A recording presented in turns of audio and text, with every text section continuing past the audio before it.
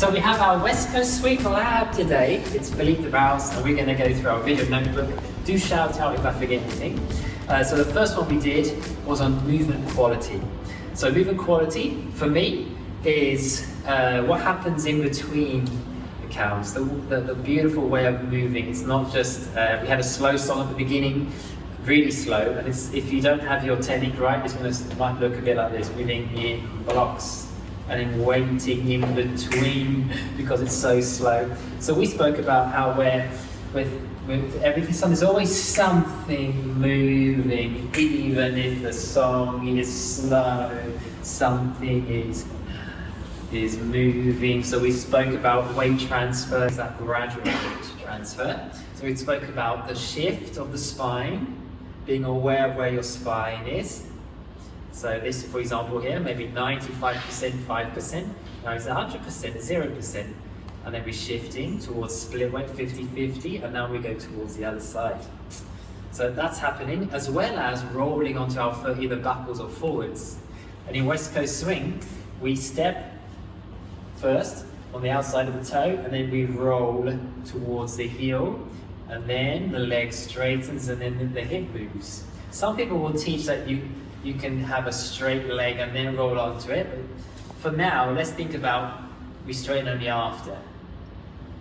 We come down, then it straightens and the hip moves. So what we're doing now, as a leader, for example, we're going 5 and 6 and 1 and change the counts to 5 and 6 and 1 and 2 and 3. Follow as you're coming forward, striking heel, ball or toe release, and then the spine is then finishing off the weight transfer. We don't step already on the whole foot or completely forwards. We step in here, the weight's still on the back foot, and then we develop the weight. We spoke about having your flight. So if the leader's giving all this energy, like a 6 out of 10, and then you take it down to 2. So the leader's like, why am I putting all this energy? And then you're just taking it down. So try and match the energy the leader's giving you with your flight. Even if it's slow, you can still move with conviction, like using the floor, using body movement. Even if it's slower, there's still this conviction in moving, and it's not like this. We're no longer articulating your joints, which creates this more smooth gliding. We spoke about leaders and followers, so the leaders will initiate the movement, and the follower will match that. So we have to release the follower's hips now to then change direction. So followers, how I like to do my anchor step, we have to make sure the hip is going past the heel, and as that's going past the heel, the other leg is releasing.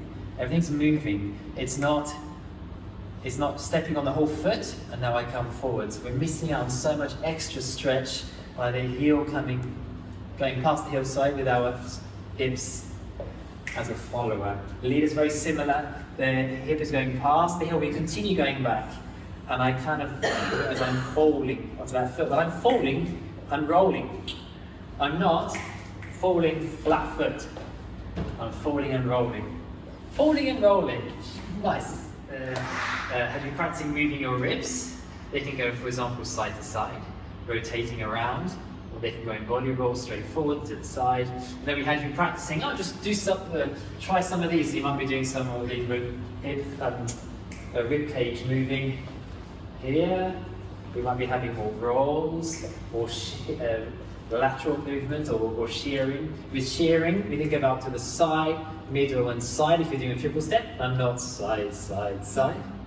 Then we have the leaders as well, so I can use some of my, just as another look, and I can think about how I'm angling my body. And then we spoke about shoulders, maybe using some shoulders in it. Followers tend to do this really well, some nice shoulder rolls. Here, you can also add staccato movements. So all this was legato, background body motions in the background. But now you can also hit stuff in the music you're hearing, but not for the whole dance. 3 minutes like this, but you're dancing, then the song does something, you continue. We might hear to it, you're coming forward, you hear something in the song, some ribs and shoulders, marking these things as artists, we hear it in the music. I believe that was our first workshop. and a lot of our second workshop as well. Then we had our partnership skills, so followers, think about the puppy dog exercise, where we wind up the puppy, the dog keeps coming forwards, reaches to the end, but keeps that forward intent, doesn't stop. A lot of people will learn a 6-count pattern and stop because they've done their 6 counts. So they keep going forwards until they can give a new direction, and they come forwards. Same with backwards, they go backwards. We move from a low place, I'm going to hit the wall with my hips. And you keep going backwards until your leader releases your hip for a new direction. This release is a pre-lead. You know you're going to go forwards when they do this, pretty much. They can release you and not go forwards, but most of the time you're going to go forwards. So you're having a pre-lead there. So we spoke about how the leader might post you on 4. So 1, 2, 3, posting on 4. That can go hard, actually. Our special guest, the owner of the best studio in Iberia. It's hard! So we're going to post her on 4. So 1, 2, 3, and she feels the other rope here. So her job is to keep going until the end. And now she continues up filling that space. We call it filling space until I release the hips to come forwards. I can post her later on. We go 5, 6, 1, 2, 3, and 4, 5, and post her on 6 wrap spaces for the other angle. So that's your follower's job. You just have to keep going until you feel the end. And when you feel the end, keep you away. You can keep away from your body, maybe elbows slightly back through the back muscles.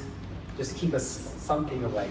And then we had our choreography. So you had our tap, step, triple step, and go 1, 2, release, 3, and 4, sweeping down. We had our holding this, always moving. And if you run out of space, move your body.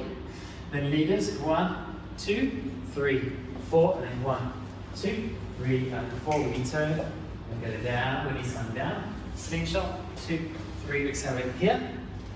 We caught here. We spoke about how we can take our top, we catch the follower's weight, split, and then we shift our weight. I like to keep a straight leg. I used to do this, but I think this looks better with a straight leg. I'm moving away from here. And then we spoke about how we can do a triple rhythm with the follower by shifting the weight. I do that by me shifting and rotating. It becomes a triple step for the follower. Shift, step, step. Or I stepped out and caught the follower. What I do is my hands are along the follower's back so they know that it's where the hand is, the connection is. I think that's everything. We spoke about when we come down, add acceleration to go down to come up. On our slingshots, we had acceleration and slow down, acceleration, slow down, then acceleration, slow down. So there's this contrast. All the turns, yeah. So the turn here was shift. We can do that. We can do we can add a turn up here. Oh, we did do that today actually. All the turns, yeah.